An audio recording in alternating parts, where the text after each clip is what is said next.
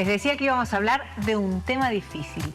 Lesión medular espinal. Prepare sus preguntas al 11 26 09 09 09 para abordar este tema. Está con nosotros un especialista en columna, es el doctor Emanuel Orellana, pero antes quiero hacerles una recomendación. Sé que hay muchos que están renegando con el tema de las obras sociales, que si me cubre, que si no me cubre, que cuánto me cubre. Bueno, existe un seguro de salud indemnizable, el de Farmacia San Francisco, que con tan solo 13.000 pesos al mes usted obtiene un montón de beneficios. 50% de descuento en medicamentos, consultorio virtual, la posibilidad de que le lleven el medicamento a la casa y un montón de beneficios más. Es por eso que les recomiendo que consulten en Farmacias San Francisco. Doctora Orellana, ¿cómo le va? ¿Qué tal, Nora? Un gusto estar nuevamente en tu programa. Muchas programa gracias. Importante para la comunidad porque habla de temas de promoción y prevención en salud, ¿no? Hablábamos de fake news recién, Estuve hablábamos de escuchando. todo Sí. esto que surge a partir de las plataformas y las redes sociales y de personas sin nombre, sin cara, que hablan de salud con una impunidad absoluta. Por eso es que yo sé que soy redundante en siempre hablar del nombre del profesional médico que nos acompaña, porque si bien nosotros somos comunicadores especializados en el tema de salud, no tenemos autoridad. Ningún periodista, ningún comunicador, ningún locutor tiene autoridad para hablar de salud.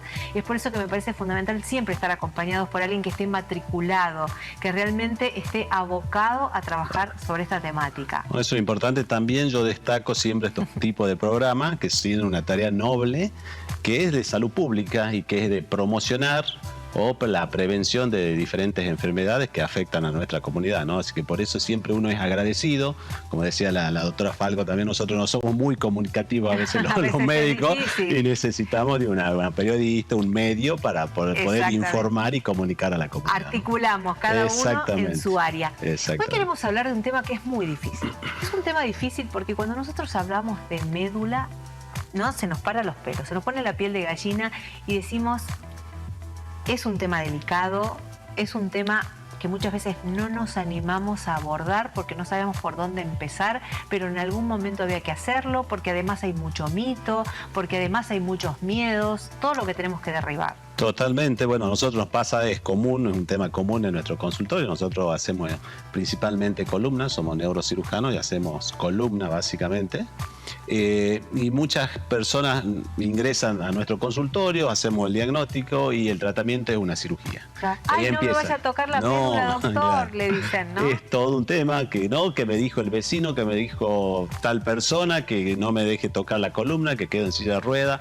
Es todo un mito que es muy difícil de sacarlo de la comunidad, ¿no? Hemos preparado un informe. Perfecto. El tema de hoy es lesión medular espinal. El informe y enseguida desarrollamos con el doctor. Al daño producido en el cordón nervioso, ubicado dentro de la columna, que altera el paso de información desde el cerebro hacia el resto del cuerpo. Puede deberse a traumatismos como accidentes de tránsito, de trabajo, deportes de alto riesgo, heridas de armas blancas o de fuego, también a causas no traumáticas como tumores, enfermedades degenerativas y vasculares, infecciones, toxinas o defectos congénitos. En Argentina no existen estadísticas oficiales sobre la incidencia y prevalencia de las lesiones medulares. Sin embargo, se estima que la incidencia de nuevas lesiones traumáticas es de 20 a 25 casos por millón de habitantes por año, con 8 o 10 casos adicionales por causas médicas. Las lesiones medulares pueden mermar la capacidad de realizar actividades cotidianas, como caminar, utilizar las manos, vaciar fisiológicamente el intestino o la vejiga o lavarse y vestirse. Las limitaciones se ven agravadas por ideas erróneas, actitudes negativas y barreras físicas a la movilidad básica, lo que restringe la independencia y la plena participación social. Vamos a aprender más en este capítulo de Medical Televisión.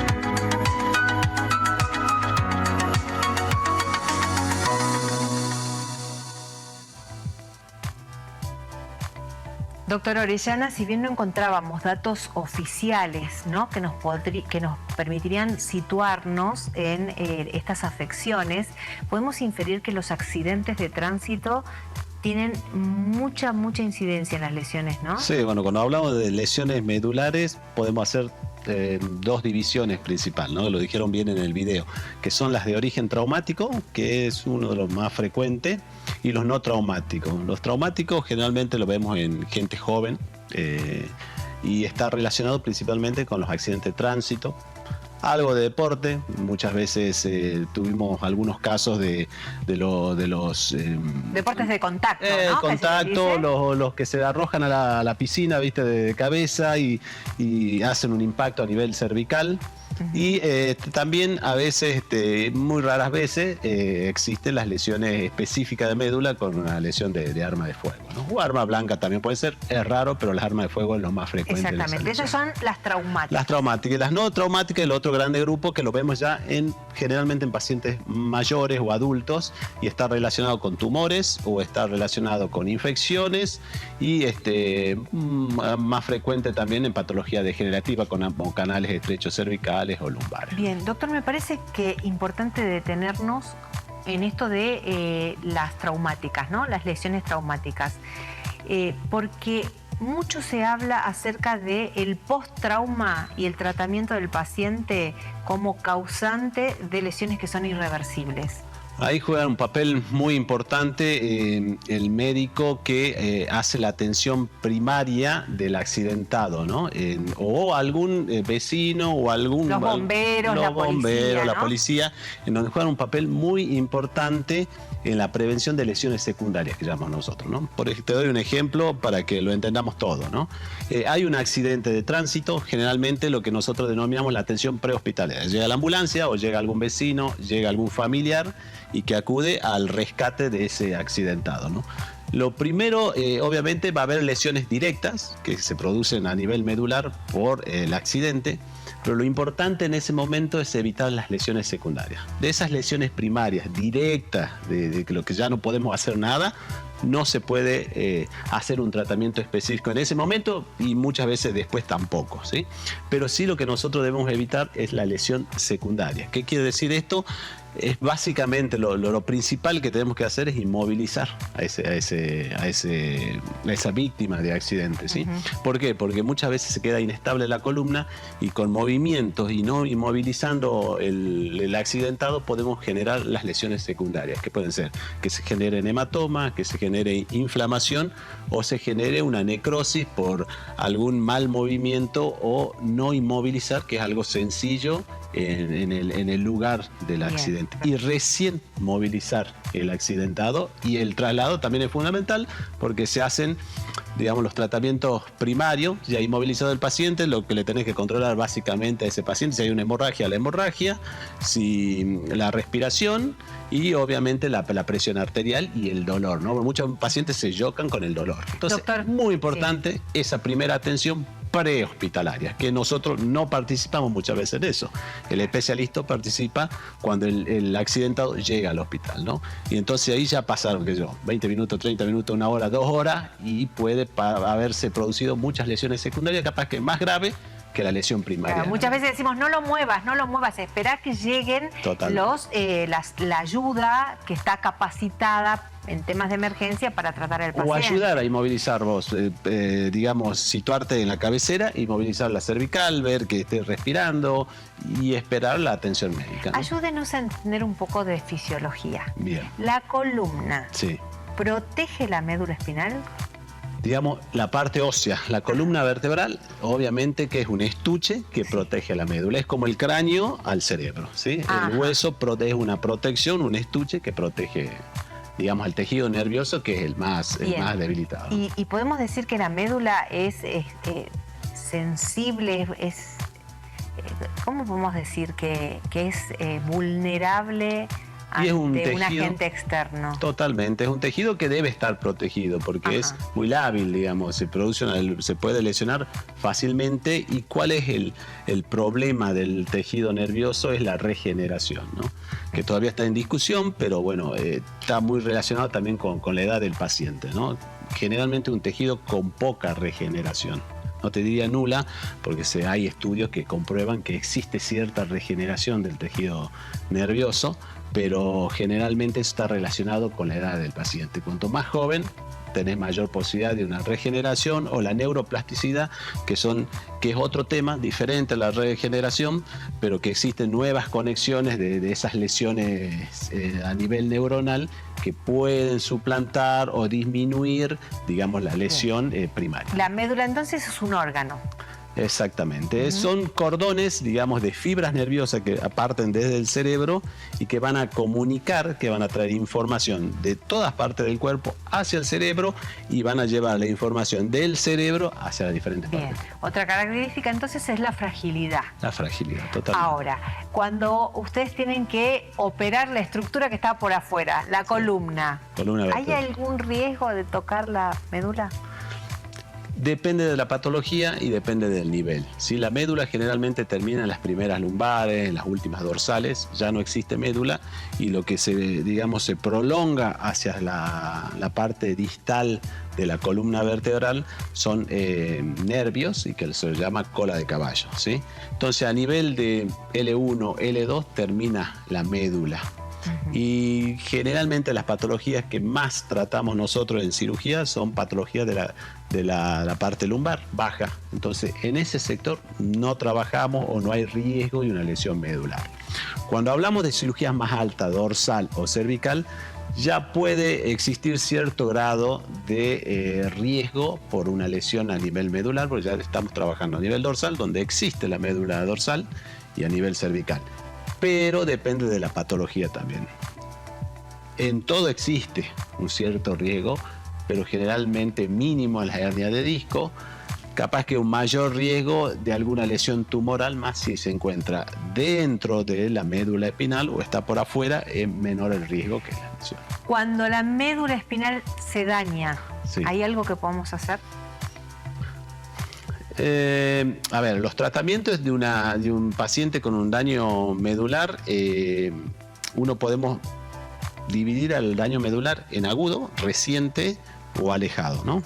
En el agudo, en donde vemos que estábamos hablando del accidentado, existen ciertas pautas, como hablamos de la atención prehospitalaria. En la hospitalaria ya ahí actuamos el especialista, el médico, el terapista, y existen ciertos protocolos, ¿no? Uno lo que primero que tiene que evaluar es la lesión del paciente. Si hay una lesión, que hacemos dos grandes divisiones, si es total o es parcial, ¿sí? Si es completa o parcial la lesión.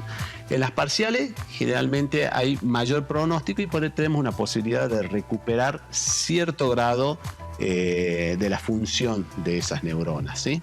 Cuando es completa, generalmente el pronóstico ya es malo y ya existen otras terapias avanzadas en la parte crónica, ¿no? Nosotros en lo agudo actuamos con ciertos protocolos, que a veces se usa o no cierta medicación, inmovilizando, y si nosotros tenemos que actuar en cierto grado en alguna cirugía, si hay algún hematoma, alguna compresión o hay alguna inestabilidad o algún fragmento óseo que esté produciendo una compresión y una lesión directa de la médula, ahí actuamos nosotros como cirujanos. Pero es muy importante la atención generalizada de todos los especialistas en un paciente traumatizado y en ese tipo de lesiones. En la parte crónica ya lo importante es la rehabilitación, ¿no? Un centro especializado en rehabilitación y ciertos avances tecnológicos que también ayudan en la rehabilitación de esos pacientes con lesiones. Por ahí escuchábamos a las abuelas que nos decían cuando íbamos a hacernos algún masaje o por ahí algún quiropráctico y demás, tené cuidado porque te pueden, ¿no?, dañar la médula. Bueno, es muy frágil lo que hablábamos, la médula, pero está bien protegida, digamos, ¿sí? No cualquier movimiento o cualquier traumatismo simple te puede producir una lesión medular. Cuando estamos hablando de lesiones medulares traumáticas, estamos hablando de traumas de alto impacto, con una cinética importante, y generalmente estamos hablando de un paciente politraumatizado que tiene afectado otras partes del cuerpo. No un simple movimiento, un simple trauma puede producir una lesión medular, ¿no? Otra, hay una anestesia que se coloca con una aguja que tiene una dimensión espantosa. ¿no? No la queremos mostrar porque si se tiene que operar de algo después no va a querer. Pero, ¿qué pasa con esa aguja que entra hasta la médula, no? No ingresa en la médula, ingresa en el espacio que se encuentra. Peridural se llama. Exactamente, peridural, el que se encuentra entre el estuche de la médula, porque la médula está protegida por lo que llamamos nosotros dura madre, entre la dura madre y el hueso. En ese espacio ingresa y generalmente ingresa en el sector lumbar, donde está la cola de caballo. No estamos en contacto con la médula. Exactamente. Bien, ¿y cuál es la parte de esa médula que corre más riesgo? ¿Es acá arriba? Sí, depende, digamos, la cervical. Sí. Nosotros es la más propensa a producir, digamos, si se produce una lesión medular, mayor déficit neurológico, ¿no? Ahí a nivel cervical podemos dividir en dos grandes grupos. Las lesiones altas, que generalmente afectan los 4 miembros, o las lesiones bajas, que está por debajo de la cuarta, quinta vértebra cervical, en donde ya están afectados solo los miembros inferiores y te deja cierto, digamos, función en los miembros superiores, ¿no? Bien. Yo creo que esa es la parte más delicada. Bueno, hemos logrado llamar la atención de nuestros televidentes y yo sabía que iban a surgir estas inquietudes que yo no sé si son más mito que otra cosa, pero gracias porque está usted acá y vamos a despejar estas dudas. Señor director, ponemos tablet en el aire, está Rubén. Tengo las cervicales, dice, detonados. Me crujen haciendo cualquier movimiento. ¿Corre riesgo la médula? ¿Tendría que consultar a un traumatólogo? Bueno, mira, generalmente cuando se produce eso estamos hablando de una lesión o una afección a nivel de las vértebras, ¿no? A nivel óseo. Cuando hay crujido y todo, estamos hablando de las articulaciones y de la artrosis. Obviamente eso se relaciona con otras cosas, pero bueno, depende del caso. Directamente eso no va a producir una lesión medular. Con la médula. Sí, secundariamente puede producir, qué sé yo, si eso avanza, si produce un canal estrecho, que lo vemos en patologías degenerativas ya de gente adulta, ¿no? Bien, bueno, pero con el ruido, con el movimiento, nada. No pasa nada. Bien, acá hay alguien que le pregunta si los pinzamientos de vértebras son operables. Es una vecina de zona sur. Bueno, ese es un tema también, porque pinzamiento, generalmente el médico y el paciente lo relaciona con una radiografía y la disminución de los espacios intervertebrales, ¿no? Digamos, el pinzamiento en sí no se opera, si está asociado a una hernia de disco, una compresión radicular o a un canal estrecho. Pero el pinzamiento en sí, generalmente, si yo capaz que yo me haga una radiografía y me diagnostiquen pinzamiento de la columna, que no es una patología, digamos. Es algo, una imagen radiológica que uno lo puede describir, ¿no? Bien. Doctor, cuando nosotros hablamos del trasplante de médula, ¿a qué nos referimos? Generalmente, cuando hablan de trasplante de médula, es un trasplante de médula ósea, es decir, donde se generan las células de la sangre, ¿no? Bien, que no tiene que ver con esta médula espinal que estamos hablando hoy y todos los mitos que surgen a partir del tratamiento y demás, ¿no? Exactamente, no existe el trasplante de médula espinal. Es la médula ósea relacionada con patologías de la sangre, ¿no? Y las células de la sangre. Bien, en cuanto a esto de la médula ósea relacionada a enfermedades que no son traumáticas, sino usted había hecho referencia a tumores y demás. Médula espinal. Médula espinal, perdón. Sí. Usted había hecho referencia a las afecciones no traumáticas. No traumáticas. ¿Esas cómo se tratan? Generalmente, bueno, si existen tumores y estamos hablando de médula, generalmente son tumores del tejido nervioso, intramedulares. La mayoría son quirúrgicas.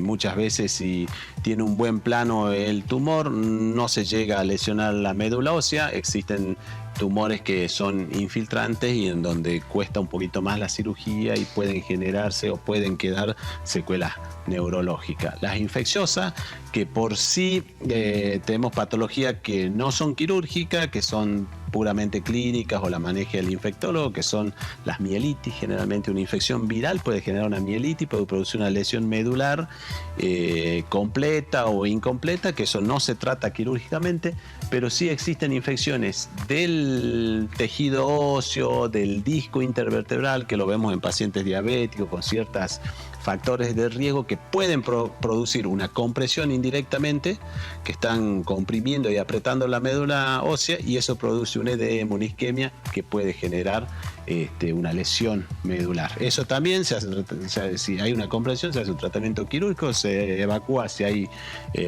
digamos una colección purulenta y tratamiento antibiótico. Y la otra frecuente es generalmente infecciosa, traumática, tumorales y nada más. Eso es lo más frecuente. Y los degenerativos, que son los canales estrechos, los cervicales, ¿no? Cuando está apretada la médula. Le preguntaba eso porque Rosa, que está en el teléfono, nos dice: tengo un tumor en la cervical benigno. Me dijeron que no me preocupe, pero tengo muchos mareos, dice. Hay que ver qué localización la cervical, si es intramedular o extramedular, ¿no? Eso es muy importante. Generalmente benigno intramedular puede ser lo más frecuente que vemos, un lipoma, que generalmente es de nacimiento y que es una patología, digamos, un atrapamiento del tejido graso en la génesis de este tumor, que generalmente si no da síntomas no se opera y se lo deja, se lo controla. Si es el intramedular. Si son extramedulares, hay millones de tumores benignos. Son benignos y no pasa nada. No pasa pero nada. Puede ser responsable de esos mareos, ¿o no? Raro. ¿Tampoco? Sí. Bueno, mira, acá hay otra consulta que me parece interesante. Hace 3 días, dice, siento dolor en la nuca, en la parte izquierda. Fui al hospital, estuve con presión alta, el doctor dijo que tengo contractura. Me duele la columna, continúo con presión alta, no tan alta, advierte. El dolor de nuca continúa, tiene 64 años este televidente. ¿Debe hacerse una radiografía? Es frecuente esa consulta, es frecuente, y vos ahí tenés que, la parte médica con el diagnóstico, hablar con el paciente. Y es un círculo, ¿no? Porque a veces el dolor te puede subir la presión, o a veces el aumento de la presión se relaciona con un dolor en la nuca, ¿no? Si existe contractura y está con la presión alta, y puede ser que haya tomado algún analgésico que también aumenta la presión arterial, ¿no? Obviamente que hay que estudiar, ver si corresponde hacerse, digamos, algún estudio más avanzado, pero básicamente comenzar con la radiografía, por supuesto que sí, bien. Recomendable. Acá otra consulta dice: tengo hernias y un angioma en la primera vértebra. Tengo muchos dolores de cabeza. ¿Qué tengo que hacer?, dice Liliana. Bien, el angioma es una patología frecuente que se le encuentra en los estudios. Ahora que hacemos resonancia, tomografía, es como, a ver, para que entienda la gente, porque a veces lo lee en el informe, se asusta, angioma, dice un tumor. Google. Bueno, para que se queden tranquilos, hay ciertos grados de angioma, pero lo más frecuente es el que es como un lunar en la piel. Tenés que tener cuidado, pero es algo que nació con vos en el tejido óseo y que se relaciona así, ¿no? Para que quede tranquila la vida. Ahora, Liliana dice que tiene muchos dolores de cabeza, ¿no tiene que ver entonces con esto? No, el angioma no. El angioma no puede generar, si hay un angioma, digamos, invasivo o agresivo, puede generar un dolor localizado en la columna, pero no dolor de cabeza. Bueno, acá Facu dice que cuando se acuesta boca abajo le duele mucho la parte baja de la cintura. Generalmente no es recomendable acostarse boca abajo. No, porque bien, hay que cambiar la posición. Puede generar dolor, sí, por que a mí también me pasa. Sí, y ahora últimamente me pasa boca arriba también. Claro, bueno, pero boca abajo es lo peor, no es recomendable. Sí. Porque, digamos, adquiere la columna una posición anormal que produce la contractura y los dolores. Bueno, acá hay unas palabras difíciles que me va a ayudar el doctor a leer. Soy Mila, de siglo XXI. La rotoescoliosis y diastematomielia es una discapacidad, pregunta. Digamos, es un diagnóstico, hay que ver en qué perjudica neurológicamente, ¿no? La discapacidad se lo relaciona con, digamos, la disfunción neurológica que produce esa patología, ¿no? La rotoescoliosis es la rotación de las vértebras, que generalmente en escoliosis se producen. Bueno, muchos preguntan dónde atiende el doctor. Rivadavia 991, centro de columna. Bien, seguimos con las consultas. ¿Puedo hacer ejercicios después de una cirugía de hernia de disco? Es la idea que sí, que obviamente después de un proceso de rehabilitación, que haya salido todo bien. Nosotros el alta la estamos dando entre los 2 meses y 3 meses para ejercicios de alto impacto, ¿no? Buenas tardes, dice Ignacio, tengo un diagnóstico con isquemia medular. está recuperando poco a poco sus movimientos, ¿es normal? ¿Cuál es el pronóstico? Me ayudaría mucho su respuesta. Depende del tipo de la lesión y por qué se produce esa lesión, ¿no? Pero generalmente eso hablábamos de los principales temas, de la regeneración y la neuroplasticidad. Siempre se da un tiempo, unos hablan de 6 meses hasta 1 año de rehabilitación para dar una discapacidad definitiva, ¿no? Entonces viene un paciente con cierta lesión medular y te dice yo voy a quedar así, y uno trata de explicar que existen muchos trabajos o mucho tiempo para hacer un trabajo de rehabilitación, y uno puede esperar hasta 6 meses o hasta 1 año, dependiendo también de la edad y el tipo de lesión, para decir, mira, hasta acá llegamos, yo creo que va a ser difícil avanzar o mejorar o no, o tenés muchas posibilidades para mejorar. Y se trabaja interdisciplinariamente, siempre, me imagino, ¿no? Siempre. Nosotros hacemos una etapa y después existe un equipo multidisciplinario para trabajar. ¿Es fisioterapia en la mayoría es fundamental, de los casos? la rehabilitación fundamental, porque eso activa y existen ciertas, digamos, técnicas y principalmente eléctricas que estimulan la neuroplasticidad, ¿no?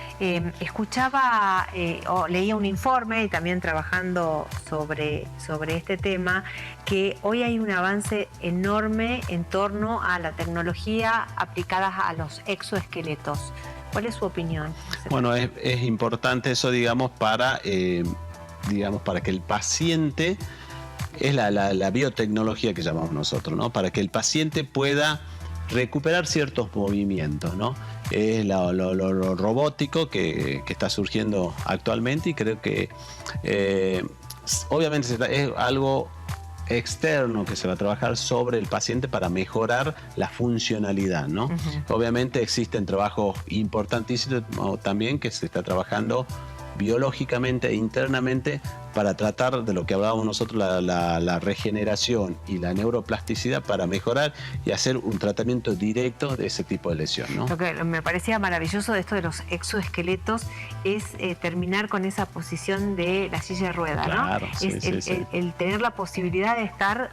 Mejora la calidad de vida del paciente, pero es muy difícil el manejo del paciente con lesiones graves, una cuadriplegia, que no mueva los 4 miembros, ya una paraplegia también, son pacientes complejos que necesitan mucho cuidado, mucha ayuda.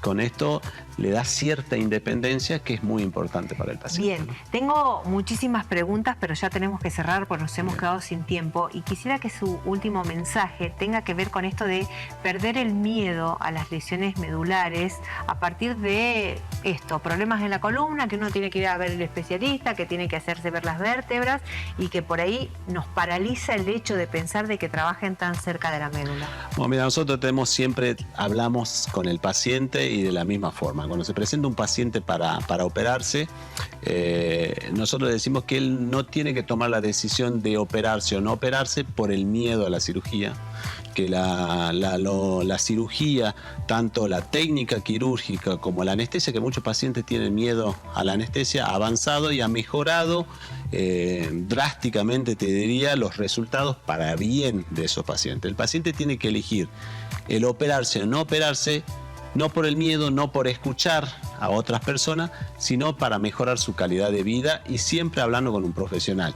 Y que obviamente nosotros no estamos capacitados para dar, porque también los pacientes te plantean, dice, ¿cuál es la garantía? Generalmente nosotros no damos garantía porque tenemos prohibido, porque nosotros no somos nadie para garantizar un resultado, pero sí para hacer un diagnóstico y un tratamiento específico, y para eso estamos formados, y obviamente que trabajamos todo para que salga todo bien, y que obviamente... Y además ahora hay técnicas de mínimamente invasivas, ha cambiado, ¿no? Los resultados, ha cambiado la evolución de la cirugía de columna, y eso ha acercado más al paciente y ha dado más confianza, ¿viste? Porque antes se operó el vecino y le daban malos comentarios sobre la cirugía. Actualmente hablan con el vecino que se operó con una cirugía mínimamente invasiva, y obviamente vienen convencidos de directamente al consultorio. Acabo de leer una afección que hace mucho que no la escuchaba, pero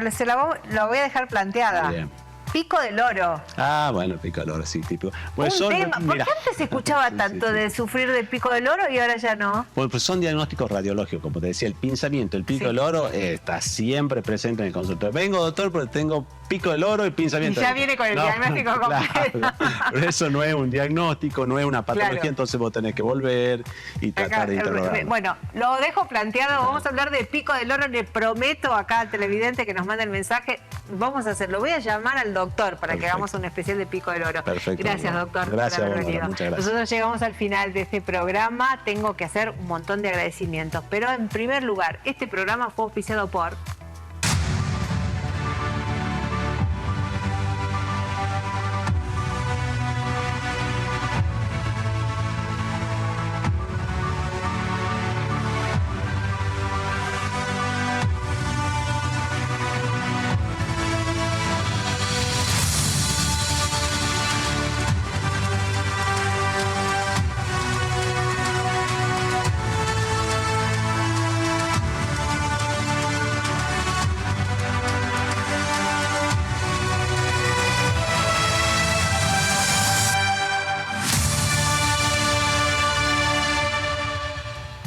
Muchas gracias al Hospital Privado Central por acompañarnos en este programa. Gracias también a Droguería Pima. Y una recomendación, la última. www.concienciasalta.com.ar es la página web de noticias que le va a llevar información confiable, como la que hacemos en Medical Televisión. No deje de suscribirse y acompañarnos en www.concienciasalta.com.ar. Gracias por estar ahí. Hasta la semana que viene.